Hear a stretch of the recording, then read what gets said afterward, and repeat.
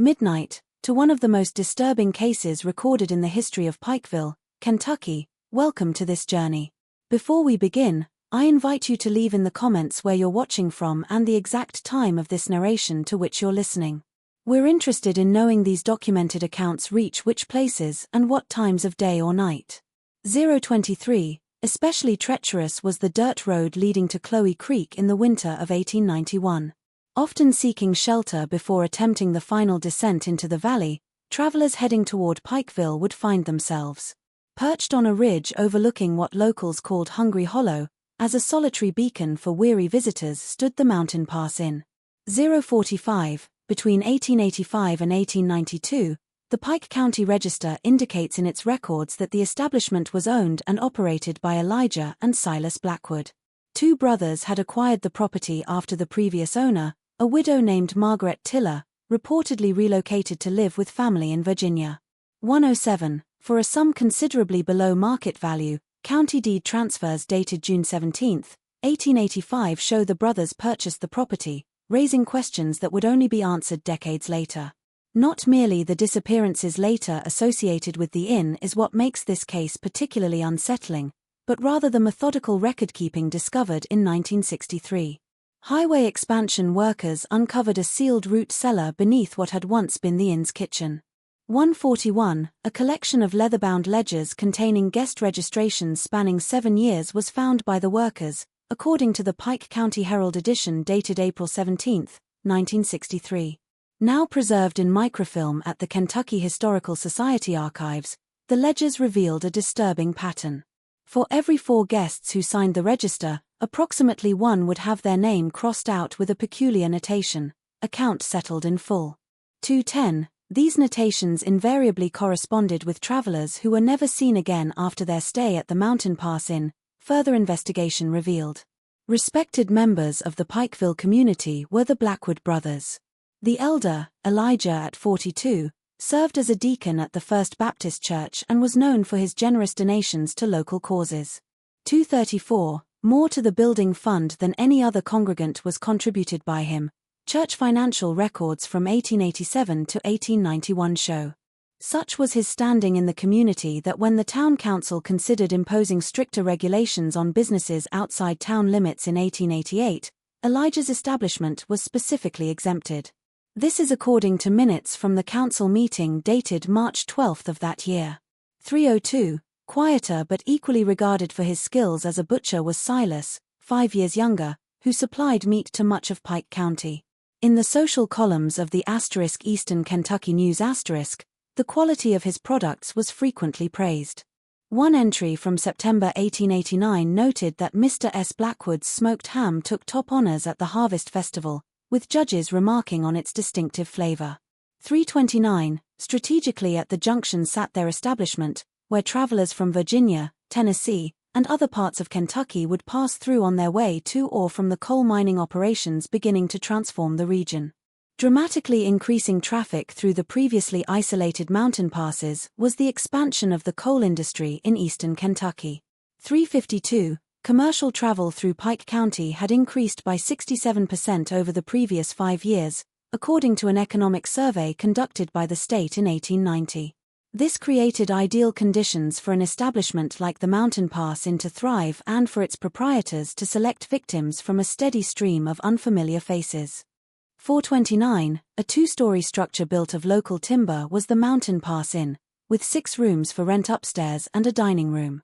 According to advertisements in the Eastern Kentucky News from 1887, it became famous for its hearty stews and the distinctive flavor of its roasted meats. 429, around 1870 the building was constructed. Architectural records recovered during the 1963 investigation indicate, with significant renovations completed shortly after the Blackwoods took ownership. These renovations, according to building permits filed with the county clerk, included reinforcing the cellar floors and walls.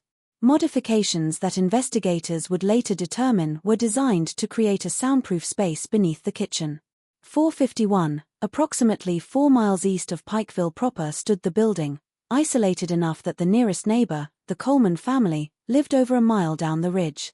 A critical factor in understanding how the brothers' activities could continue undetected for so long would later become this isolation.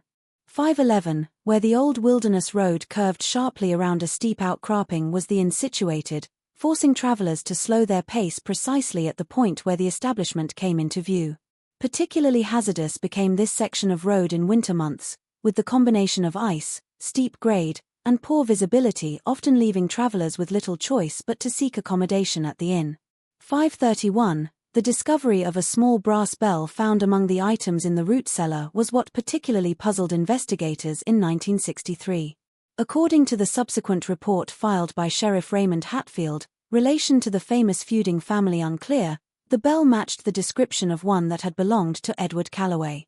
A coal company representative from Philadelphia was reported missing in October 1889. 555, an inscription to EC from PCC, "May prosperity follow the sound of your call," was borne by the bell. PCC was later identified as the Philadelphia Coal Consortium, Calloway's employer, which had sent inquiries to Pikeville after he failed to return from his trip to assess potential mining sites in eastern Kentucky. 633, likely robbed while traveling through the Cumberland Gap, was the conclusion of the investigation at that time. In the Blackwood ledger appears his name with the familiar notation "account settled in full." Next to this entry, unlike others, was a small drawing of what appeared to be a bell. 655, a predictable rhythm followed life at the Mountain Pass Inn in the winter of 1891. Before dawn, Silas would rise to stoke the fires and begin preparing breakfast for any overnight guests. According to a letter from a traveling textile salesman named Howard Jennings to his wife in Cincinnati, preserved in the Cincinnati Historical Society collection, the younger brother performs his duties with mechanical precision, speaking only when addressed directly, yet his eyes miss nothing. 723, both visits, in December 1890 and again in February 1891, Jennings survived, perhaps because he traveled with a business partner on both occasions. An immaculate establishment was maintained by the brothers, by all accounts preserved in local memory and the few letters that survive from former guests. 746, daily, the floors were swept. Regularly, the linens were changed, an unusual luxury for such a remote location. The cleanliness of the establishment stands in stark contrast to the muddy, primitive conditions one expects in these mountain outposts, wrote Robert McPherson, a mining engineer who stayed at the inn in January 1891, to a colleague. Attention to detail is what separates civilization from barbarism, the elder Blackwood explained. An eerie irony takes on McPherson's correspondence in light of later discoveries about the true nature of the civilization the Blackwoods had established. 811, the business affairs were managed by Elijah, keeping meticulous records and corresponding with suppliers from as far away as Lexington. Impeccable was his penmanship, as evidenced in the recovered ledgers. Each entry was made with precise, flowing script that betrayed his education at a seminary in Virginia before he returned to Kentucky in the early 1880s. 838, a man obsessed with details is shown by several letters to suppliers found during the 1963 excavation. He demanded specific cuts of meat to supplement their own supply, particular spices imported from New Orleans, and specific varieties of root vegetables that he claimed were essential to his brother's recipes. 911, that beneath this veneer of respectability, the brothers maintained another set of books was what few people knew. Found alongside the guest register in 1963 was a small notebook containing calculations of weights, costs, and profits that initially confused investigators. Dr. Harold Feinstein of the University of Kentucky analyzed them in his unpublished 1964 study of the case. 940, a notebook appeared to track inventory, but the classifications were cryptic. Entries like grade A male, approximate 180 hourly elbs were followed by calculations of usable portions and waste. Dr. Feinstein's analysis, which was suppressed at the request of several prominent Pike County families but later leaked to researchers in 1967, concluded that the notebook represented a meticulous accounting of human remains processed for consumption and commercial use. 1015, an uneasiness about the establishment was always felt by Martha Coleman, whose family lived nearest to the inn. She would later tell her granddaughter, in an oral history recorded for the Pike County Historical Society in 1952, My father forbade us children from going near the place unless accompanied by him or my older brothers, she recalled. He never said why, but I remember how he would become quiet whenever Mother suggested stopping there for Sunday dinner. There was something in his eyes, like he knew something but couldn't bring himself to speak it. 10:36, from a delivery to the inn, Martha recalled that on one occasion in the summer of 1890, her father returned visibly shaken. When pressed by his wife, he reportedly said only, "I saw something in the smokehouse that I wish to God I hadn't." He refused to elaborate, and the family never again visited the inn. 10:58, eggs and some vegetables to the inn were supplied by the Coleman family's farm, and every Thursday, Martha's father, John Coleman, would make deliveries. He always insisted on leaving the goods at the front door rather than bringing them to the kitchen as most vendors did, according to Martha. When pressed by his wife about this peculiarity, he reportedly answered only that, "The less I see of that kitchen, the better I sleep at night."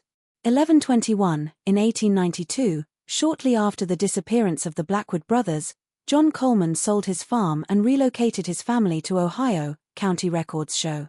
An attempt to distance himself from whatever knowledge he may have possessed about the brothers' activities has been interpreted by some researchers as this move. 11:51, dense fog throughout much of the year is experienced by the ridge where the mountain pass in stood, often shrouding the building by mid-afternoon. Between October and March, visibility on the ridge could be reduced to less than 10 feet on as many as 18 days each month, weather records from the Pikeville courthouse indicate.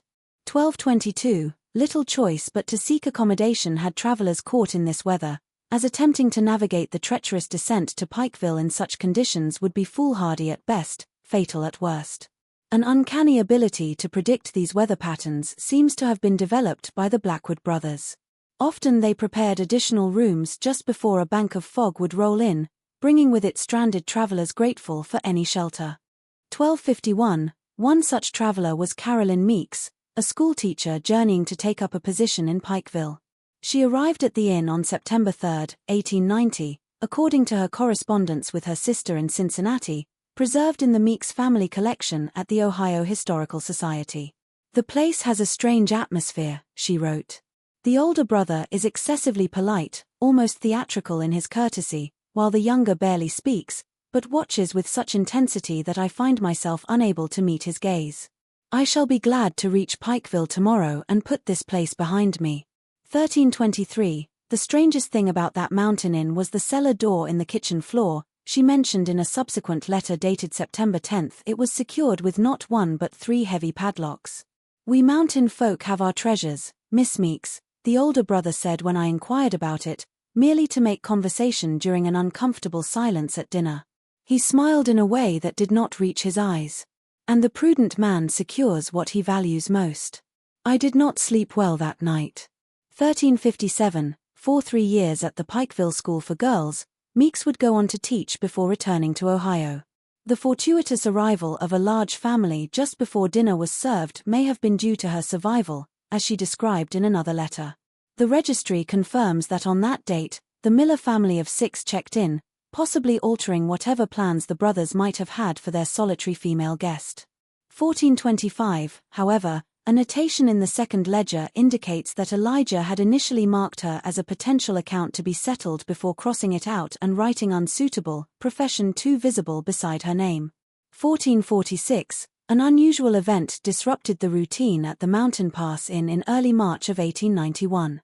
A man named Thomas Barrett arrived in Pikeville claiming his brother William had disappeared while traveling through the area the previous autumn, according to a brief notice in the Eastern Kentucky News dated March 12, 1891. What made this case different was that Thomas carried with him a distinctive watch that he said belonged to William, a gold timepiece with an inscription commemorating 25 years of service to the Baltimore and Ohio Railroad. 15:16, from Pikeville, the watch had been sent to him anonymously, postmarked with no accompanying note or explanation, Thomas explained. "My brother would never have parted with this willingly," the newspaper account quotes Barrett as saying. "Something has happened to him, and I mean to discover what." 1544, a chain of events that would eventually lead to the first suspicions about the Blackwood brothers was set in motion by Thomas Barrett's arrival in Pikeville. Barrett insisted on visiting every establishment his brother might have stayed at along the route from Virginia to Pikeville, according to the recollections of Deputy Marshal Franklin Pierce recorded in the Pike County Sheriff's Office Annual Report of 1891. The journey took him more than a week, checking registries at every inn and tavern along the way. 1605, he reportedly became agitated upon seeing a similar gold watch chain hanging from Elijah Blackwood's vest pocket when he arrived at the Mountain Pass Inn. Elijah produced a timepiece that, while similar to the one described by Barrett, bore no inscription when questioned about the watch. He explained that it had been a gift from his father many years earlier. 1629, uncommonly composed during the questioning appeared Elijah, according to Pierce's report, maintaining that he had never met William Barrett. No entry for Barrett showed the registry for the dates in question, though later examination of the recovered ledgers would reveal that several pages had been carefully removed. Their absence was noticeable only because of Elijah's otherwise meticulous record-keeping. 1655, with this explanation, Barrett was not satisfied, but without proof, Marshal Pierce could not pursue the matter further. However, the incident planted the first seed of suspicion regarding the Blackwood brothers. 1724, part of the road leading to the inn was washed out by a spring storm less than a week after Barrett's visit. And during repairs, a pile of discarded clothing in a ravine approximately half a mile from the inn was discovered by a road worker named Jesse Hatfield, a distant cousin of the feuding family. Among the items was a boot that Thomas Barrett later identified as similar to those his brother wore. 1724, the clothing appeared to have been deliberately cut away as if removed from a body with a sharp knife rather than simply discarded, according to Hatfield's statement to Marshal Pierce included in the 1891 annual report. However, no conclusive evidence connected the clothing to William Barrett or to the Blackwood brothers, and the matter was officially classified as inconclusive in the Marshal's report. 1745, predictable and convenient were the official explanations offered by local authorities for the occasional disappearances along the mountain roads, accidents, wild animal attacks, or simply travelers continuing their journeys without informing anyone. The treacherous nature of mountain passes combined with the increasing traffic of strangers unfamiliar with local hazards naturally results in misfortunes that often go undiscovered, noted Marshal Pierce's annual report for 1890. 1811, plausible made such explanations the remote and often lawless nature of the Appalachian region in the late 19th century, and most cases were not investigated thoroughly. These explanations was particularly adept at reinforcing by Elijah Blackwood. According to an account from Reverend Isaiah Thompson of the First Baptist Church recorded in church minutes from April 1891, Elijah often led prayers for the souls of those lost to the perils of mountain travel. He even proposed establishing a small cemetery near the inn for unfortunate travelers who perish on their journeys far from home and loved ones. 1911, the proposal was received favorably, the church minutes indicate, though never implemented due to more pressing financial concerns. Unusually insistent about the matter seemed Elijah, offering to donate the land and a substantial sum for maintenance of the cemetery, Reverend Thompson noted. 1936, partly from economic necessity stemmed the community's willingness to accept these explanations. One of the few establishments providing accommodation for the growing number of businessmen coming to invest in the region's coal resources was the Mountain Pass Inn.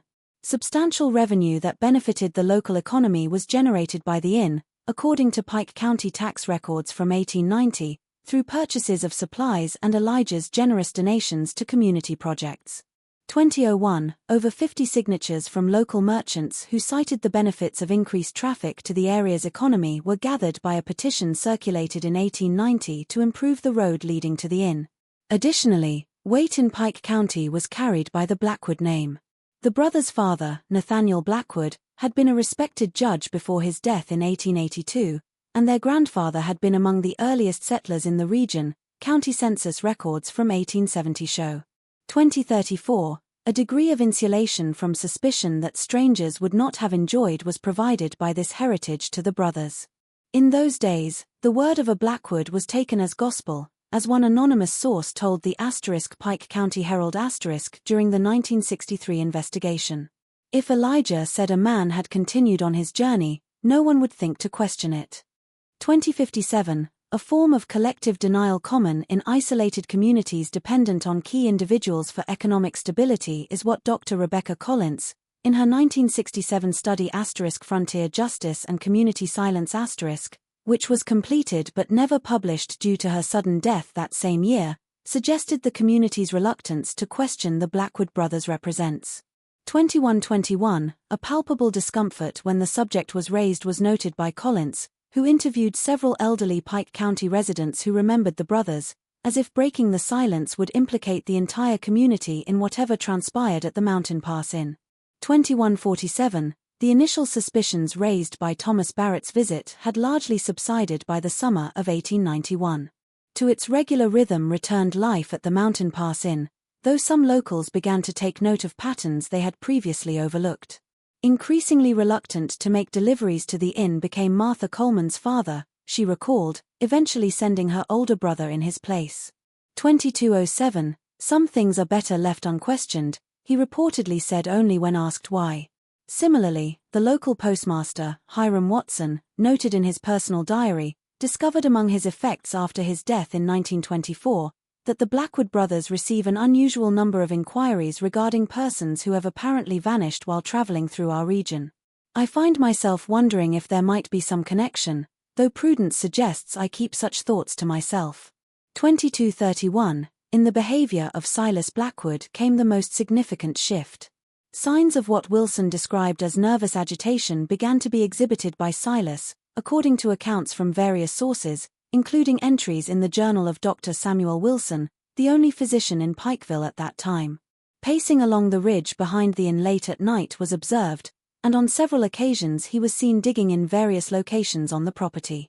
2258, haunted by some unspoken dread appeared the younger Blackwood, who treated Silas for insomnia in July 1891, Wilson noted. In his medical journal, Wilson recorded prescribing laudanum for Silas's condition and observed that the patient exhibits the classic signs of a man burdened by severe moral conflict. When questioned about the source of his distress, he becomes evasive, referring only to obligations to family that he finds increasingly difficult to bear. 2330, a significant drop in the number of accounts settled in full compared to previous months is shown by a ledger entry from August 1891, suggesting that Silas's deteriorating mental state may have begun to interfere with the brothers' usual activities. 1 to 2 victims per month during peak travel seasons were typically processed by the brothers, according to Dr. Feinstein's analysis. But August 1891 shows no such entries. Instead, there is a notation in Elijah's handwriting that reads simply, "S becoming unreliable. Considering alternatives." 2358, a decrease in travelers was seen by the Mountain Pass Inn as summer faded into autumn. Fewer guests than the same period in previous years show the ledger entries from September 1891. Whether this was due to spreading rumors or simply changing travel patterns is unclear from the available records. What is clear is that signs of strain began to show in the relationship between the brothers.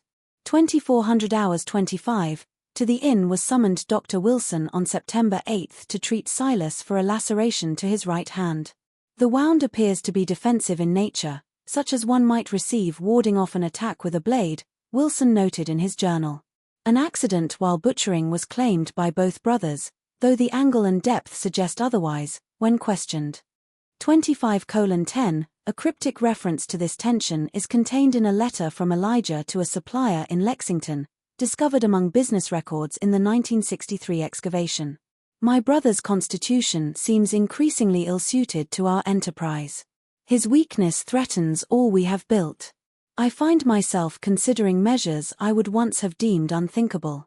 25:33, dated September 15, 1891, the letter goes on to cancel a standing order for special seasonings and requests instead a substantial quantity of arsenic, ostensibly for controlling vermin that have become problematic in the root cellar. 25:33, in the small community did not go unnoticed the change in the brothers' relationship. The air in that place had turned sour between them. Sarah Jenkins, who delivered milk to the inn twice weekly, told her son, who later recounted the story to Pike County historian Walter Hensley in 1949. Where they once moved like one person with two bodies, they now watched each other like strangers. Something had broken between them, and I feared what might come of it. 26:09, that the younger brother had taken to sleeping in the stable rather than the main house was also reported by Jenkins on her last delivery in late September. His brother's snoring had become intolerable, he simply said when I asked if something was amiss, but there was fear in his eyes when he glanced toward the house. 26:28, a revolver and ammunition, an unusual acquisition for a man who, according to local accounts, had previously expressed distaste for firearms, was purchased by Silas. This is shown by a receipt from Harlan's General Store in Pikeville, dated September 29, 1891. Agitated and glancing repeatedly over his shoulder appeared Silas, the store owner, Jacob Harron, later told investigators, as if expecting to be followed. For protection against wild animals troubling the livestock was what Silas reportedly claimed it was when asked about the purchase. 26:57, with a noticeable increase in precautions, continued the brothers their operations as October arrived with its early frosts. They began turning away single travelers, particularly men traveling alone, precisely the type that had previously made up the majority of their account settled in full notations, according to the ledger. Instead, on families and larger groups passing through the area they focused. 27:17, that they refused accommodation to a solitary traveler despite having vacant rooms is shown by an entry from October 3, with a notation, S objected strenuously. Potential conflict avoided by claiming full occupancy. 27:38, more traffic through the mountain passes and potentially more witnesses to any unusual activities at the inn was brought by a significant increase in mining operations that autumn, indicates the annual report of Pikeville's coal production for 1891. This change in circumstances may have forced the brothers to adapt their practices, creating additional strain in their already deteriorating relationship. 28:13, plans to establish regular stagecoach service along the route passing the mountain pass are mentioned in a letter from the Eastern Kentucky Mining Consortium to town officials dated October 10, 1891, which would have dramatically increased visibility and scrutiny of the establishment. 28:43, on October 17, 1891, in what would become a pivotal moment in the case, a hunting party from Pikeville led by Magistrate William Rutherford stopped at the inn seeking shelter from an early snowstorm. Unannounced due to the sudden change in weather arrived the hunters, according to Rutherford's account preserved in a letter to his brother in Louisville dated October 23, 1891. 29:10, the front door unlocked but no one present in the main building was found by them upon their arrival. A fire burned in the hearth of the common room, and a pot of stew simmered in the kitchen, suggesting that the brothers had stepped out only momentarily. From the outbuilding that served as the smokehouse came sounds of violent dispute, Rutherford described hearing. 29:32, the brothers emerged when the hunting party approached, Silas with blood on his apron. Not unusual for a butcher, but Rutherford noted that Elijah's hands were similarly stained. Startled appeared the brothers and, according to Rutherford, exhibited the demeanor of men interrupted in some secret enterprise rather than legitimate business. 29:55, that they had been processing a deer brought in by a local hunter earlier that day was quickly explained by Elijah as he recovered his composure and welcomed the hunting party. However, Rutherford observed that there was no sign of a deer carcass in the smokehouse when one of his companions peered inside. The night was stayed by the hunting party, but Rutherford recorded that none of the men slept soundly. There was movement throughout the night, he wrote, heavy objects being dragged, and at one point what sounded like digging beneath the floorboards of the kitchen. 30:19, as usual served the brothers breakfast in the morning, though Rutherford observed that Silas's hands trembled so violently he could barely pour the coffee. More disturbing was his observation that the younger brother bore a fresh bruise upon his jaw and a series of small burns on his right forearm that appeared deliberate in their application. 30:37, in Pikeville began to circulate rumors after the hunting party's departure. His concerns to Marshal Pierce felt compelled to mention Rutherford as a magistrate, but no official investigation was launched. Instead, according to town council minutes from November 1891, it was decided that inquiries shall be made discreetly so as not to damage the reputation of respected businessmen without substantial cause. This decision reflected the continued influence of the Blackwood name and the economic importance of the inn in the community even as suspicions grew. 31:03, from various sources has been pieced together what happened in the following weeks, including entries in the brothers' ledger, correspondence found in the 1963 excavation, and accounts from locals collected years later. A rapid unraveling of both the brothers' relationship and their careful facade is suggested by the picture that emerges. 31:29, in what appears to be Silas's handwriting reads a notation in the ledger dated November 1, 1891, * he becomes more reckless. Says the cellar is nearly full, but refuses to relocate any of it. The smell will give us away when the spring thaw comes. * This cryptic entry is followed by several pages where the neat columns of Elijah's usual record-keeping give way to increasingly erratic entries, suggesting a breakdown in the methodical operation of the inn. 31:50, at the inn stopped a cattle trader named Michael Flynn on November 10, 1891. In the register appears his name, but without the usual neat handwriting of Elijah. Instead, it seems to have been added later, possibly by Silas, with no corresponding account-settled notation. After this date was never seen again Flynn, but unlike previous disappearances, his absence was immediately noted. 32:23, expected to deliver cattle to a buyer in Pikeville had been Flynn, but never arrived, according to an article in the Eastern Kentucky News dated November 18, 1891. The buyer, concerned about the substantial sum he had advanced to Flynn, reported the matter to Marshal Pierce. A search party was organized, and on November 20 they arrived at the mountain pass Inn to question the brothers. 32:50, only Silas present was found by them, according to Marshal Pierce's report, who claimed his brother had traveled to Lexington on business. The trader had stayed one night before continuing toward Pikeville the next morning, said Silas when asked about Flynn. Nervous appeared Silas during the questioning, and when asked if the search party might inspect the premises, he reportedly became agitated.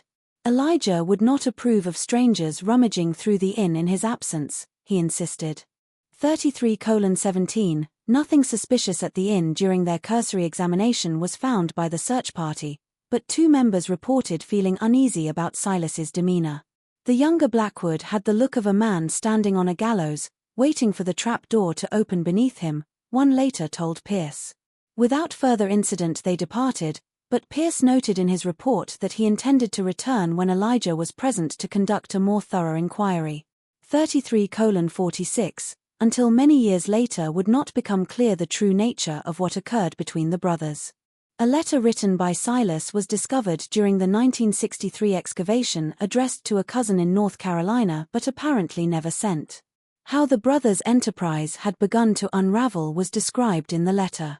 34:15, Elijah has become reckless in his selections and excessive in his appetites. It read.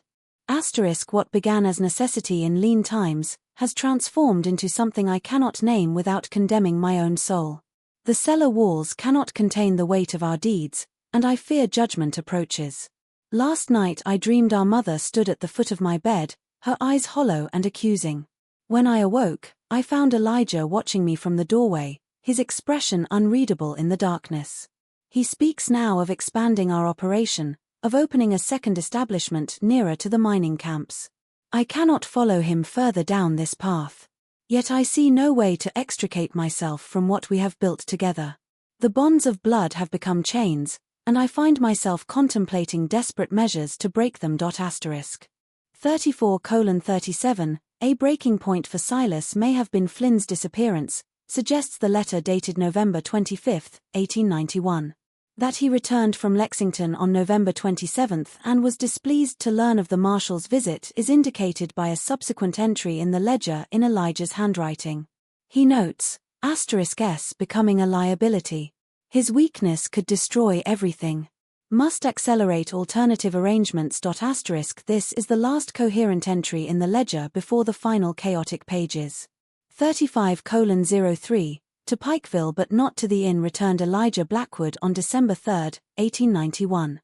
Disheveled and agitated, he appeared at Marshal Pierce's office. According to Pierce's official report, Elijah claimed his brother had taken leave of his senses and might pose a danger to himself or others. Assistance in having Silas committed to the state asylum in Lexington he requested. 35:29, increasingly erratic behavior was described by Elijah when questioned about the specifics of his brother's condition, claiming that Silas had begun to suffer from delusions, believing that the dead were speaking to him from beneath the floorboards. That the strain of running the inn in such an isolated location had gradually undermined his brother's mental stability was suggested by Elijah. 35:54, an opportunity to examine the inn more thoroughly was seen by Pierce, who had been suspicious of the brothers since the Flynn investigation. He agreed to accompany Elijah back to the property, bringing 2 deputies with him for support. Relieved by this decision seemed Elijah, according to his report, though in retrospect Pierce would conclude that the elder Blackwood's true motivation was to establish an alibi for whatever he had planned for his brother. 36:15, dark and seemingly abandoned was found the building when Pierce and 2 deputies accompanied Elijah back to the inn the next day. No sign of Silas was revealed by a search of the premises, but in the kitchen they discovered what Pierce described only as evidence of violent struggle and considerable bloodshed. The padlocked cellar door had been broken open, and a trail of blood led from the kitchen to the rear of the property where it disappeared at the edge of the forest. 36:44, including the surrounding woods, a more thorough search was organized, but Silas Blackwood was never found. Against Elijah could be brought no murder charge in the absence of a body, who maintained that his brother had likely fled out of fear of being committed to the asylum. Possibly injured himself during his mental episode and then wandered into the forest in a state of confusion had Silas, suggested Elijah. 37:07, for his brother's welfare he expressed concern and offered to fund an expanded search, a gesture that some viewed as genuine, while others interpreted it as an attempt to direct attention away from the inn itself. Briefly on suspicion was detained Elijah but released due to lack of evidence. That Silas had either met with foul play at the hands of unknown persons or had indeed fled the area was the conclusion of the official report. 37:29, unconvinced, however, remained Marshal Pierce. I believe something unspeakable has been occurring at the Mountain Pass Inn, and that Elijah Blackwood is responsible for his brother's disappearance. He wrote in a personal letter to the county judge dated December 10, 1891, discovered among court records in 1966. However, without a body or witnesses, I cannot justify further action. The blood in the kitchen has been cleaned away, and Blackwood has an explanation for everything. I remain troubled by the whole affair, but see no clear path to resolution. 37:50, to a businessman from Lexington sold Elijah Blackwood the Mountain Pass in less than a week after his release and reportedly left the state. A transaction significantly below market value shows the sale recorded in county deed books on December 15, 1891, suggesting Elijah's haste to distance himself from the property. As St. Louis was recorded his destination, but no records confirm his arrival or residence there. Effectively vanished from historical record after December 1891 did Elijah Blackwood, like his brother. 38:15, for years afterward persisted rumors in Pike County. In New Orleans or San Francisco some claimed to have seen Elijah. Together in Mexico insisted others that both brothers had been spotted. A particularly persistent story recorded by local historian Walter Hensley in his 1949 collected folktales of eastern Kentucky held that Silas had turned the tables on his brother, killing Elijah and assuming his identity before fleeing. 38:37, ever verified were none of these accounts, and one of Pike County's enduring mysteries remained the fate of the Blackwood brothers. 39:09, under new management remained in operation the Mountain Pass Inn until 1904 when a fire destroyed the main building. In the kitchen began the fire and spread rapidly through the wooden structure, according to the Pike County Herald S account of the incident dated July 30, 1904. With minor injuries escaped the new owner, James Harrington, but reported that the blaze seemed to originate from beneath the floorboards, as if the very foundations of the place had ignited. 39:36, unremarked upon at the time went this curious detail but would take on new significance decades later. After the fire was abandoned the property, and over time by the forest were reclaimed the ruins. Entirely forgotten might have been the events that had transpired there if not for the highway expansion project of 1963 that uncovered the sealed root cellar. 40:04, When a bulldozer operator noticed that his machine had broken through what appeared to be a man-made structure beneath the forest floor was made the discovery, according to the project foreman Samuel Tanner. A chamber with walls of mortared stone sealed with a concrete cap that had been poured sometime after the original construction was revealed by initial investigation. 40:36, a disturbing picture of what had occurred at the inn was painted by the discoveries made during that excavation. Human remains were found by workers in addition to the ledgers and correspondence. Bones from at least 7 individuals, all showing signs of systematic processing consistent with butchery techniques, were contained in the cellar, according to the forensic report filed by Dr. Lawrence Cranston of the Kentucky State Medical Examiner's Office dated July 15, 1963. 41:04, that the remains had been carefully sorted and stored with similar bones grouped together, notes the report. A collection of small personal effects was most disturbing: rings, watches, buttons, and other items that had presumably belonged to the victims stored in glass jars labeled with dates corresponding to entries in the ledger.